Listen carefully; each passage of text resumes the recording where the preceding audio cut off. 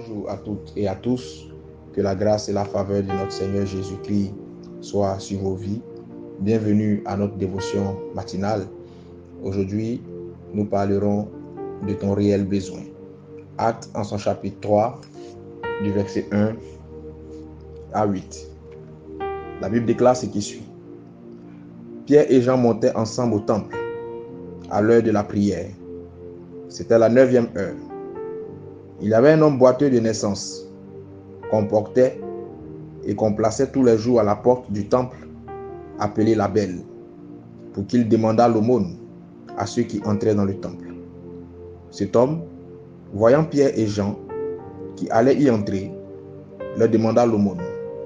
Pierre, de même que Jean, fixa les yeux sur lui et dit, « Regarde-nous. » Et il les regarda attentivement, s'attendant à recevoir d'eux quelque chose.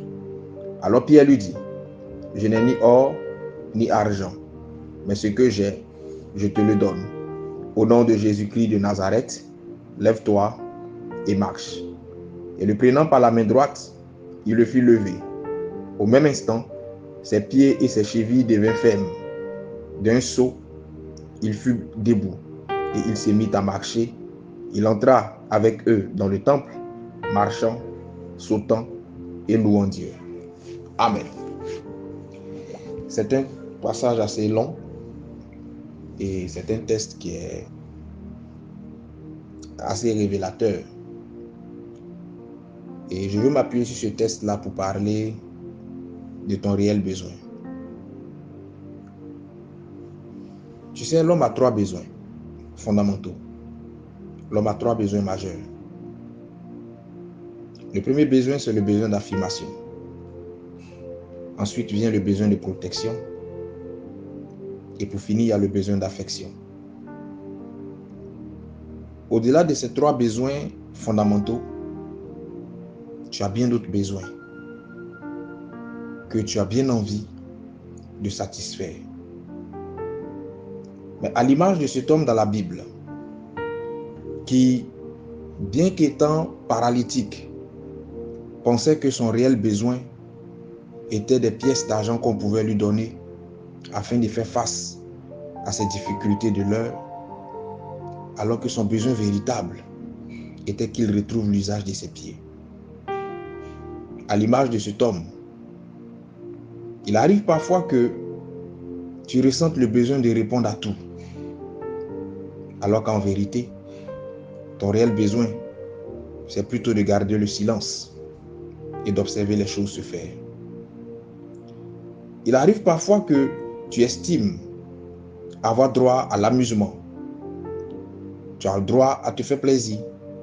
Tu mérites de t'habiller, faire du shopping, parce que pour toi, c'est ça ton réel besoin.